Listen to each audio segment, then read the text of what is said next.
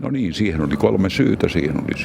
Ensimmäinen syy oli kulttuurinen, siis tämä niin sanottu monikulttuurisuus on pinnallista, se on todellisuudessa monokulttuuria, se samankaltaistaa maailman.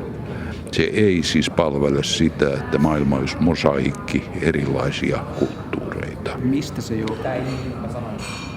No se johtuu yksinkertaisesti siitä, että kaikkiin paikkoihin tulee samanlaisia ruokia, vaatteita, käyttäytymismuotoja, arkkitehtuuria, kaikkea tätä. Meillä ei ole enää mosaikkia erilaisia kulttuureja maailmassa sen jälkeen.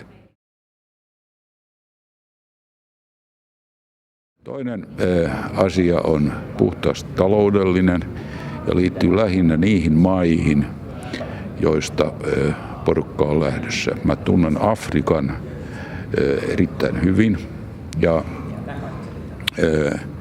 tiedän, että sieltä Eurooppaan on lähdössä se osa afrikkalaisia, joita kaikkein eniten tarvittaisiin Afrikassa. Ja näin ollen niin se on suonen isku tämä maahanmuutto kokonaiselle maanosalle.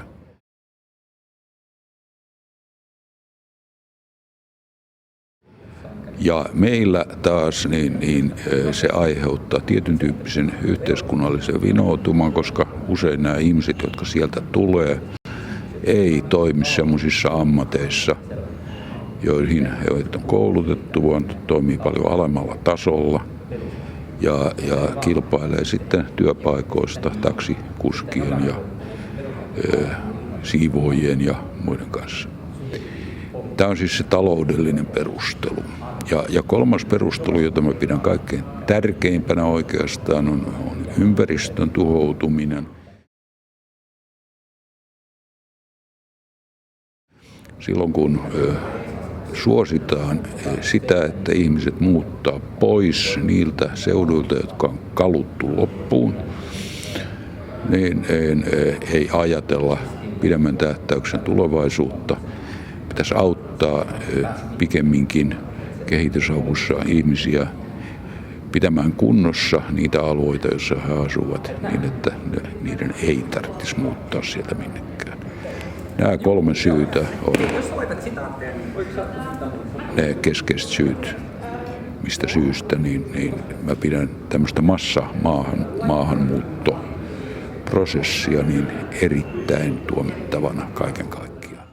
Eli siis arvot ja moraalit, yhtyvätkö ne yhdeksi? Totta kai ne tulee siinä mukana, siis se on selvä, mutta ne ei ole niin silminnähtäviä. Siis näähän on silminnähtäviä nämä kaikki tämmöiset asiat, jotka voidaan koko ajan nähdä ympäristössä.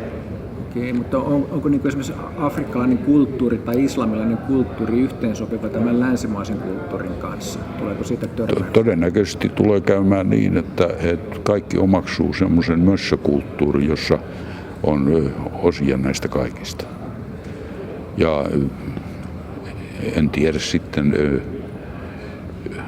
onko se hyvä vai huono. Minusta se on huono. Minusta siinä menee maapallolta semmoinen rikkaus, joka on erittäin suuri arvo sinänsä. Se on entropiaa, se on sitä, että kylmää vettä kaadetaan lämpöiseen maitoon ja siitä tulee semmoista haaleita litkua, joka ei ole mitään. Tämä on se kulttuuriasian perusjuttu. Selvä. Kiitoksia oikein paljon. Kiitos.